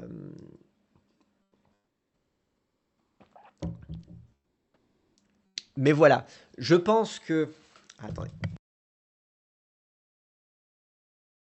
Oui, par rapport au premier stream, j'avais... Je me souvenais que t'étais parti, mais j'avais oublié que c'était pendant le premier. Du coup... ta. Alors, concernant le travail collaboratif, euh, tout ça va servir de base. Je pense pas du coup remettre complètement en question tout ce qui a été fait s'il y a de nouvelles propositions. Ça vous empêche pas d'en faire, hein, ça peut être stimulant. Mais clairement, je préférerais partir sur cette base-là plutôt que de repartir de zéro. Il y a déjà quand même pas mal de choses et je pense qu'il reste la place pour pas mal de choses. Euh, Je suis pas certain que la priorité soit de créer toujours plus de factions. Parce que déjà, en fait, mine de rien, allez, alors, on a les scouts, on a les ferrailleurs, les Wendigo, les enfants d'Atome, la confrérie de l'acier, l'enclave. Ce sont des groupes qui ont déjà, c'est bon, une identité, des objectifs. Ils sont assez complémentaires en termes d'ambiance, ils sont assez différents pour créer des dynamiques assez sympas. Bon, les scouts, les ferrailleurs, les Wendigos, on voit bien quelle est la dynamique sur place. Les enfants d'Atome, la confrérie de l'acier et l'enclave, bon, eux, ils sont plus propres au lore général, mais ils vont assez bien s'impliquer, s'imbriquer dans l'intrigue de manière générale. Euh, on a les scouts qui travaillent un peu main dans la main avec le Nest. Le Nest, je pense que un des objectifs, et donc si c'est quelque chose sur lequel vous avez envie de commencer à réfléchir, et on pourra en discuter encore sur le Discord, ce sera peut-être de réfléchir à qu'est-ce qui pourrait dysfonctionner au sein du Nest qui fasse en sorte que le Nest ne soit pas forcément beaucoup plus enviable ou beaucoup plus rassurant que peuvent l'être par exemple, les Ferrailleurs, les Wendigos, les Enfants d'Atome, la Confrérie de l'Acier ou l'Enclave, qui sont tous des groupes qui... On ne sait pas trop si on peut leur faire confiance. Les scouts éventuellement aussi. Il posera la question de est-ce qu'on en fait juste des bons gars un peu naïfs et un peu... Enfin voilà, mais juste des bons gars, mais peut-être efficaces mais voilà, à nouveau un peu naïf, un peu. Mais bon, et en même temps, sont quand même des chasseurs de Wendigo, ce genre de choses, donc je sais pas. Mais avec. Est-ce qu'il faut distinguer les scouts et le Nest, ou est-ce qu'on en fait vraiment toute une entité, puisqu'ils travaillent ensemble, et on donne vraiment au Nest une ambiance camp de scouts? Mais dans ce cas-là, qu'est-ce qui est dysfonctionnel? Sachant que les scouts, ça ramène ça évoque aussi quelque chose de légèrement inspiré un petit peu d'une ambiance un peu militaire, un peu de camp militaire. Mais en même temps, ça, on l'a déjà un peu avec la confrérie de l'acier et l'enclave. C'est pour ça, du coup, j'ai pas trop envie de faire doublon et c'est pour ça que je suis pas parti pour le moment. Est-ce que on se retrouve avec quelque chose qui est véritablement corrompu? Enfin voilà, à voir. Mais ça, c'est quelque chose, en tout cas, la dynamique Scout Nest qui pourrait être intéressante à réfléchir, donc à réfléchir collectivement. Est-ce que je les imagine naïfs mais qui cachent leur jeu d'ordure en mode trahison? Bah là pour le coup, va falloir effectivement qu'on se penche dessus, mais de voir dans ce cas-là qu'est-ce que ça cache, quel est le but, qu'est-ce qu'il y a derrière, et qu'est-ce qui fait que on ne retombe pas pour autant dans un doublon par rapport aux ferrailleurs qui ont aussi mine de rien, leur mode de vie. C'est vrai. Donc voilà, ça par exemple, c'est déjà, je dirais, c'est quelque chose d'assez important à définir. Une fois qu'on aura vraiment la dynamique des différentes factions, et elles sont quand même déjà en grande partie euh, contourées, ébauchées, on pourra commencer à définir les voilà, différents PNJ. J'en ai listé quelques-uns en mode, voilà, il nous en faut au moins 2, 3 de chaque faction, peut-être plus éventuellement si on a des idées. Ça sert à rien d'en avoir 10 de chaque faction, puisque les PJ vont pas forcément avoir le temps de tous les côtoyer. Et puis d'avoir des PNJ qui reviennent régulièrement, c'est pas plus mal. Euh, D'autant qu'à nouveau, hein, ça pourrait donner l'impression comme ça que euh, par défaut, les PJ vont forcément être associés au Nest et au Scout parce que ça fait vraiment hub de gens sympas. Ceux que j'ai, et d'autant plus parce que ce sont eux que j'ai présentés en premier. Mais dans l'absolu, on peut tout à fait imaginer que les PJ finalement vont préférer s'allier aux Ferrailleurs, aux Wendigos, aux Enfants d'Atome, à la Confrérie de l'Acier, à l'Enclave, ou être des membres de différentes de ces factions, de vouloir garder leur neutralité, quitte à ce que ce soit du coup copain avec personne. Voilà, à voir. Mais ce que je veux dire, c'est que du coup, euh, je ne présume pas du tout de quelles seront les affinités privilégiées des PJ, avec qui ils préféreront bosser. Euh, Puisqu'il y aura des figures de pouvoir, d'autorité, le maire, le chef, le seigneur de guerre, le chef, nanana, dans chaque faction. Il y aura aussi, je sais pas moi, des gens sympas dans chaque faction, des ordures dans chaque faction, des, des, des commerçants dans chaque faction avec différents types de ressources, ce genre de choses. Donc bon, l'idée c'est de rebattre un petit peu régulièrement les cartes du jeu. Mais donc voilà, pour vous dire un petit peu ce qu'il y a à faire, je dirais que trouver une dynamique un peu négative sur Nest et Scout et savoir dans quelle mesure est-ce que c'est une seule entité les deux ou est-ce que ce sont quand même deux entités dissociées. Est-ce que c'est une alliance et ils travaillent ensemble mais il y a des choses qui fonctionnent pas ou est-ce que non en fait c'est vraiment un camp Scout, le Nest et puis voilà. Donc ça, c'est une première chose. Pour ce qui est des factions, je pense pas qu'il y ait forcément besoin d'aller en chercher d'autant de plus, d'autant qu'il va s'en dégager forcément avec. Il y aura certainement une faction de super mutants, il y aura une faction de ghouls. Après tout, on a commencé déjà à parler de ces ghouls de l'abri. Donc il va quand même de toute façon se rajouter quelques factions et je pense que ça fera déjà assez riche. Euh, et puis. Et puis après, c'est vraiment au niveau des localités où si vous avez des, voilà, si vous avez des idées, si vous avez des- Alors, ce que je peux faire normalement, c'est que je devrais être en mesure de pouvoir vous partager le Legend Keeper de manière à ce que vous puissiez le lire. Pas pouvoir le remplir. Et puis je préfère de toute façon être le seul à le faire parce que si du coup tout le monde se met à contribuer, ça va être le bordel. Mais par contre, vous serez en mesure de pouvoir accéder à à tous ces textes, à toutes les avancées en temps réel. Donc du coup, vous n'aurez pas besoin vous aurez pas besoin de faire des screens, de retenir, de revoir les lives pour retrouver quelques passages. En, en avoir la lecture, cela peut être pratique. Oui, si la possibilité de jeter un œil sur le Legend Keeper, ce sera avec plaisir. Ouais, bah, je vais écouter. Moi, je l'ai pas encore fait ça de partager, donc je vais regarder les options de partage. Mais je vais vous partager ça, comme ça vous pourrez y voir tout ce qu'il y a. Euh, et puis, euh, et puis voilà. Et puis si du coup ça vous inspire des choses, si vous avez des idées, s'il y a des intrigues, notamment, voilà, des intrigues qui vous inspirent, d'autres que vous avez en tête et que vous voulez qu'on les note, eh ben on les note.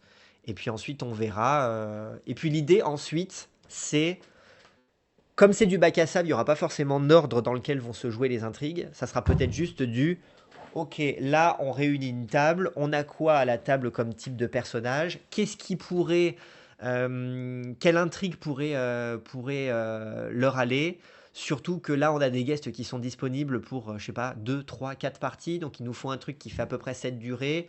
Et puis là, enfin, là on fait des choix, on développe une intrigue, on la lance. Entre deux parties, on se retrouve, on dit OK, les PJ ils ont fait ça, du coup, c'est quoi la suite? On n'avait pas pensé à ceci. Est-ce que du coup on fait ça? On fait un petit vote et puis voilà. L'idée c'est de fonctionner un petit peu comme ça. Euh, Ça sera utile s'il y a la possibilité d'y avoir accès si l'on a raté le live d'aujourd'hui pour participer à l'écriture. Ouais, je vais galérer, je pense, à récupérer le live de Twitch, sauf si j'arrive à le télécharger. Je ne sais pas s'il y a l'option de télécharger parce que j'ai oublié d'enregistrer celui-ci. Mais dans tous les cas, ouais, je pense que je vais uploader les lives sur Twitch. Hop. Je vais uploader ces vidéos, là, ces lives sur YouTube pour qu'on garde une trace. Ça permettra aussi à des gens de s'y intéresser et de prendre en cours de route. Si jamais il y a des gens qui se spoilent, écoutez, tant pis pour eux. De toute façon, il y a tous les avertissements de la Terre possibles. J'en rajouterai un en début de vidéo. Écoutez, au top, ça y est, on partage nos idées sur Discord. Ouais, voilà. L'idée, c'est que pendant les lives, on discute entre nous, comme ça, avec le chat. En dehors des lives, ça ne veut pas dire qu'on arrête de réfléchir, enfin, sauf si vous souhaitez, hein, évidemment. Mais vous pouvez continuer à contribuer sur le Discord. Et puis, toutes les informations qui sont, voilà, qu'on trouve pertinentes et tout, moi, je les remets derrière sur le Legend Keeper. Et puis, quand on repasse en live, eh ben, on fait le tri, on avance, ce genre de choses. Et on va essayer de faire ça un peu régulièrement. Alors, ça sera peut-être pas des lives de 5 heures, 6 heures, là, avec une petite pause entre les deux, parce que c'est épuisant. Mais voilà, on essaiera de se faire ça une fois de temps en temps. Tu ne peux pas simplement cibler les lives que tu veux laisser publics sur Twitch et sur YouTube, tu fais une petite capsule résumée lorsqu'il y a des avancées avec un lien sur le live complet Twitch. Alors je sais, alors je crois qu'en fait sur Twitch, il y a quand même, en fait ce qu'il y a c'est que sur Twitch, alors déjà première chose en fait c'est pas moi qui m'occupe de la technique en général, donc déjà je suis pas certain de ce que j'affirme. Ensuite il y a le fait que les vidéos en replay sur Twitch sont surtout accessibles aux abonnés. Ceux qui du coup s'abonnent, pas uniquement follow, mais s'abonnent, donc du coup font une petite contribution à, la, à, à la chaîne, bah, c'est pour les remercier, quitte à ce qu'ils aient quelque chose en retour. Et là, pour le coup, sur Twitch, on n'a pas forcément beaucoup plus à leur proposer. Donc, je suis pas certain qu'on puisse choisir si on peut mettre certaines vidéos oui, certaines vidéos non. Et puis, je dirais que mine de rien, ça reste quand même aussi un peu bah, la carotte, entre guillemets, enfin la récompense pour ceux qui, du coup, viennent les chercher sur Twitch. Je pense aussi que l'archivage est plus compliqué sur Twitch dans le sens où j'ai pas l'impression qu'on puisse faire des sous-dossiers et tout, des playlists comme sur YouTube. Donc je pense que c'est beaucoup plus. Euh, c'est pour te retirer la contrainte de les poster sur YouTube. C'est pas une contrainte de les poster sur YouTube, hein, parce que franchement, ça me prend 5 minutes de le faire. Là, il n'y a pas de montage. Là, je l'upload tel quel. Je rajouterai juste un petit mot au début pour dire un fond pour dire attention spoiler, spoiler alerte. Mais c'est tout. Là, il y a vraiment 0 montage. Euh, Ça me prendrait plus de temps de laisser les vidéos sur Twitch et de derrière, de temps en temps, devoir faire une capsule récapitulative. Parce qu'une capsule récapitulative, je me connais. Elle va me prendre une plombe à la tournée. Le résumé, il va falloir que je le tape, que je le lise, ou sinon que je l'improvise, mais ça va finalement prendre de temps, ça va se perdre. Non, bon, dans ce cas-là, autant faire directement un live. Donc non, je préfère à la limite les poster. On verra bien si du coup ça a de la visibilité ou pas. Mais, mais voilà, voilà. Et puis si vraiment c'est un format qui fonctionne bien et qui plaît, et que après tout, pourquoi priver pourquoi priver les gens de la possibilité, s'ils le souhaitent, d'observer depuis les coulisses, voire de participer à la création de la campagne, s'ils le souhaitent. Je veux dire, ça n'empêche pas ceux qui ne veulent pas se spoiler de juste regarder la campagne. Mais c'est un bonus du coup pour ceux qui le souhaitent.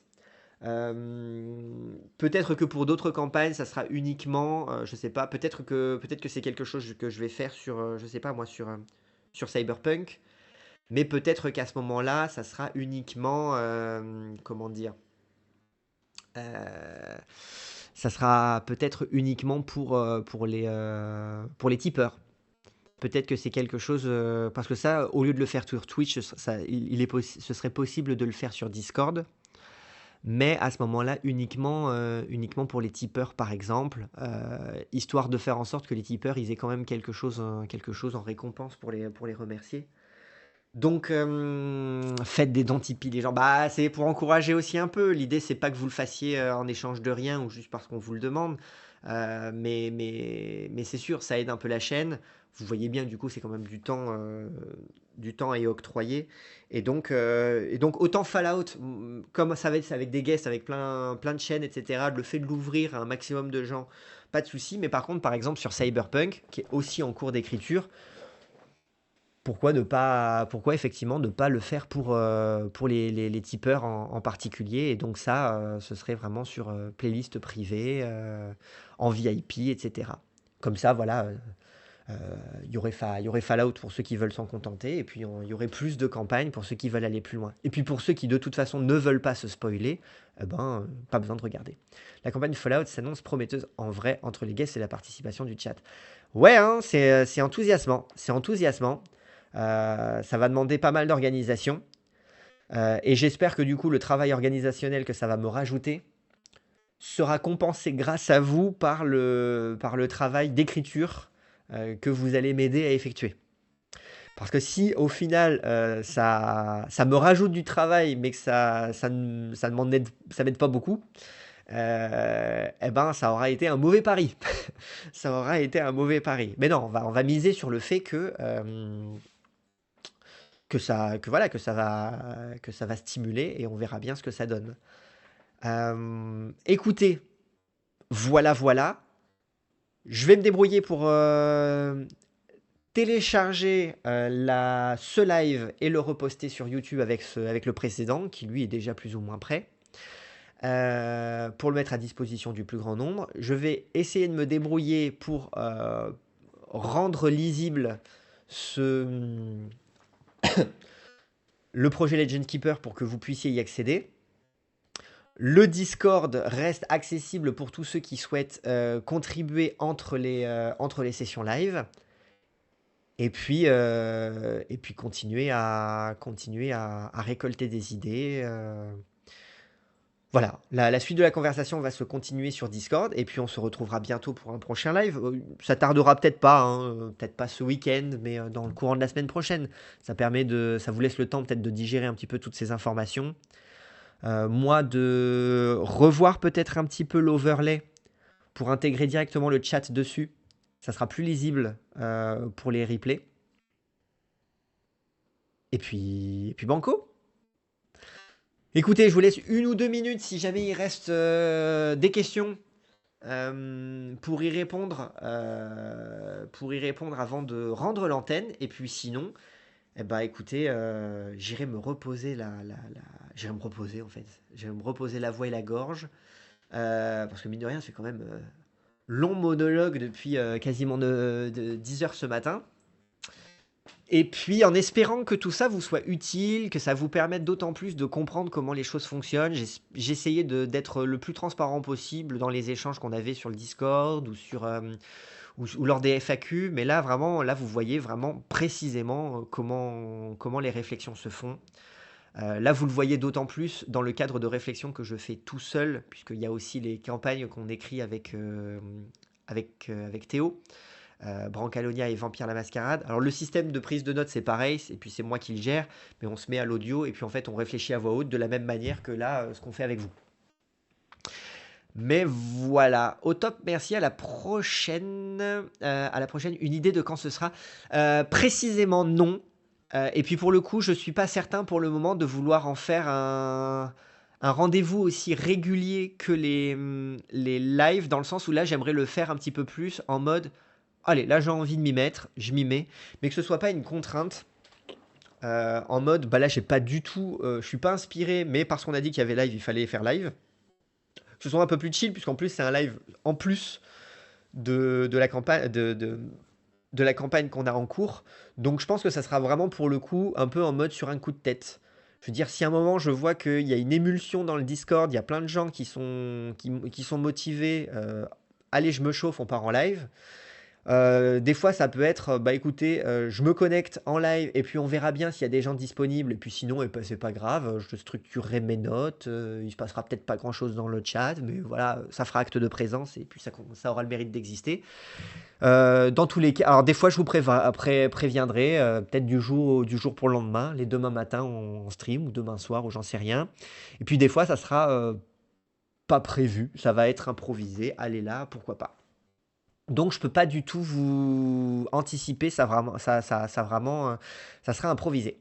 Merci pour le live explicatif. Je n'ai pas de questions pour ma part. Eh ben écoute, nickel. Si toutes les infos étaient là, c'est parfait. Parfait pour ne pas s'en dégoûter, sinon ça avance moins. Effectivement, ouais, c'est ça. C'est aller au bon rythme, ni trop lentement, ni trop vite. Donc ça dépendra vraiment des envies. Je pense que en fait votre engouement sera assez décisif dans le rythme.